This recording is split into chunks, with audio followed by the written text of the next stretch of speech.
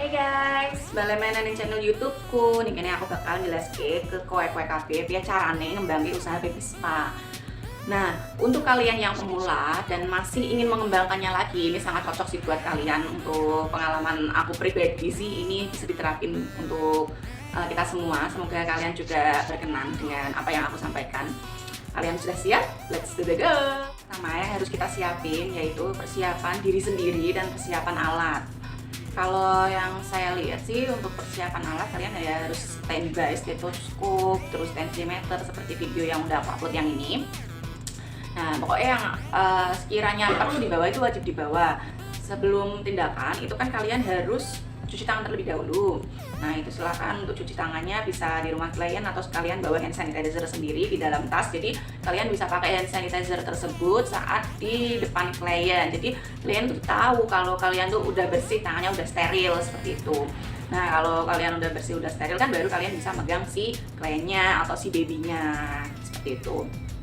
Saat kita punya prosedur yang udah baik, seperti kita udah menjalankan SOP-nya, nah udah memeriksa adik, terus udah pakai hentis, terus udah pakai celemek, kalau ada celemeknya itu kan klien makin percaya sama kita. Jadi oh ini bu bidannya nih dia sesuai dengan standar, harus bersih dulu baru pegang klien gitu. Jadi kita harus memberikan mindset yang baik pada klien. Dan asal kalian tahu, kalian itu bisa juga menerapin apa yang sekiranya kok cocok di kalian, itu diterapin juga di klien. Seperti contoh, untuk menggait apa ya artinya menarik pelanggan ya, biar dia tetap stay sama kita. Kita harus mikir nih gimana caranya biar si customer itu tetap mau berlangganan di kita. Nah kita harus mikir juga yang kita butuhin. Contohnya aku pengen setiap aku dapat pelayanan direspon dengan baik sama terapisnya gitu. Jadi kita harus menerapkan kita dulu. Kita pengen yang baik, yang ramah, yang pengertian. Berarti kita harus menjadi sosok itu saat kita melakukan home care ya. Jadi kalau kita kok ingin diperlakukan seperti itu, maka kita harus memperlakukan si customer kita seperti itu ya. Untuk masalah hasil itu ya sudah, kalau kita sudah menjalankan sesuai dengan yang kita beri semaksimal mungkin, masalah hasil kan orang yang menilai gitu.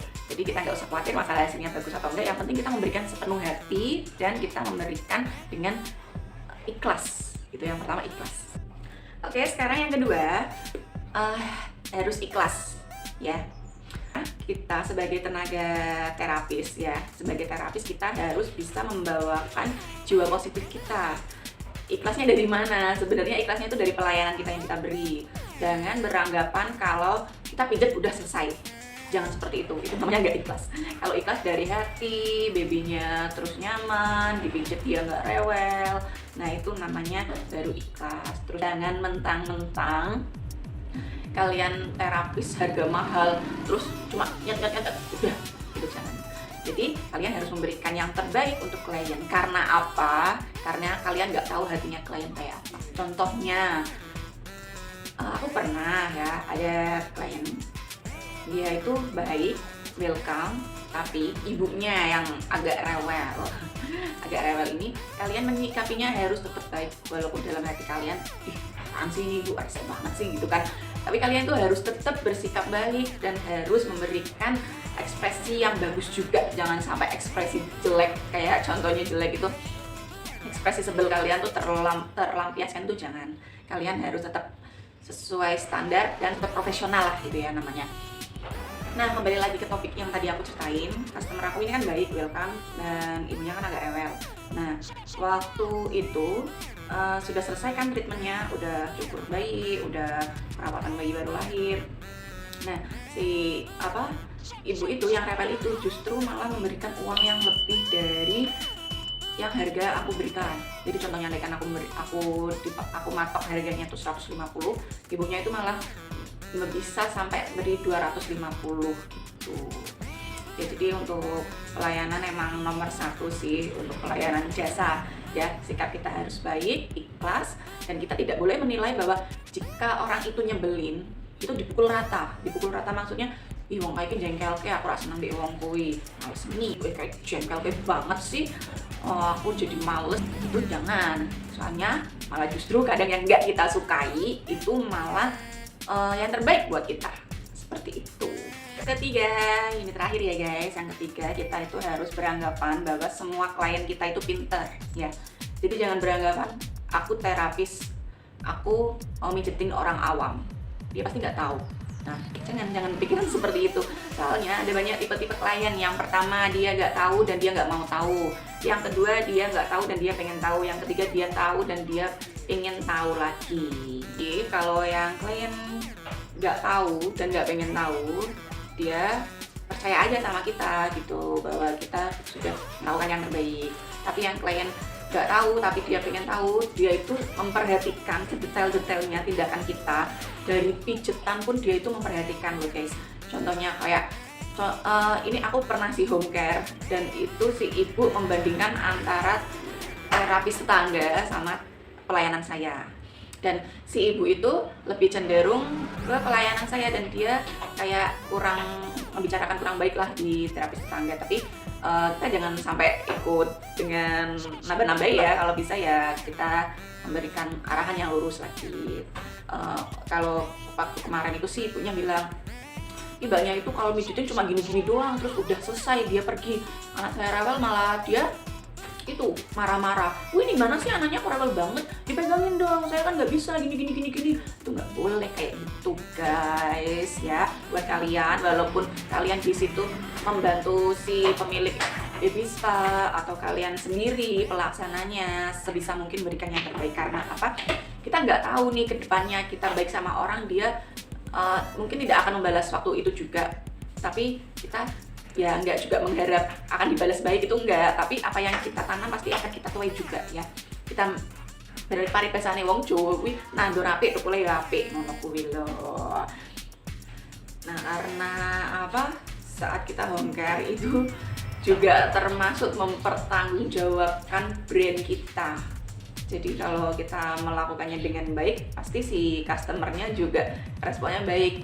Apalagi kalau kita udah massage AD, udah memberikan apa terapi kayak kolik, terus batuk, pilek, kok sembuh, cocok. Nah itu wah, kliennya super sekali. Dia akan ngomong sama tetangganya bahwa ini habis dimasas Bu Bidan, ini adik jadi sembuh, udah nggak batuk pilek lagi, udah nggak kembung lagi, seperti itu. Nah kalau kalian melakukannya dengan sepenuh hati, insya Allah balasan terdekatnya itu pasti biasanya kalian fee-nya itu ditambah. Jadi kalau ya ada macam-macam tipe klien yang kalau puas sekali dengan pelayanan kita, dia justru memberikan yang lebih, entah itu memberikan nanti bingkisan atau uang yang lebih gitu. Tapi kita jangan mengharap sampai ke situ, soalnya itu kan hadiah ya, namanya hadiah kan kita nggak bisa untuk mengharapkannya. Tapi kan seenggaknya kita tuh harus melakukan dengan ikhlas, seperti itu. Terus yang klien ketiga tipenya dia tahu dan dia pengen tahu. Kalau yang tahu dan pengen tahu ini ya jenengan harus lebih hati-hati juga. Makanya kenapa kita harus selalu profesional, soalnya kita kan nggak tahu klien kita itu tipe yang mana. Kalau kita kok cuma ngelakuinnya seenaknya aja, tinggal dipijit-pijit aja, paling kliennya kan nggak tahu gitu ya. Itu tuh jangan dikira klien itu nggak tahu semua, itu pemikirannya salah lah. Pokoknya kalian itu harus berpikir bahwa semua klien itu pintar dan dia tahu. Makanya kenapa kita harus profesional, soalnya kita jagani untuk klien-klien ini nih yang apa, yang tahu dan pengen tahu ini. Soalnya biasanya juga kita kan nggak tahu ya itu klien kerjanya apa, bisa jadi sama-sama terapisnya kan, terus kita malah dinilai buruk kan, jadi menjatuhkan nama baik juga gitu. Siapa tahu juga nih kliennya dosen kebidanan lagi, nah itu kan apa nggak kayak ujian ya ujian OSCA buat kalian bidan-bidan yang udah tahu ya. Nah seperti itu. Oke guys, ketiga tadi udah paham dengan yang saya sampaikan. Kalau ada yang ditanyakan bisa komen di kolom komentar atau follow aja IG aku yang Baby Spa atau yang aku pribadi. Kalian DM silahkan, bisa WA-an kalau mau sharing-sharing. Kalau kok dirasa aku bisa membantu ya saya bantu, kalau nggak mungkin itu bisa menjadi PR saya. Terima kasih sudah menonton, sampai jumpa, dadah.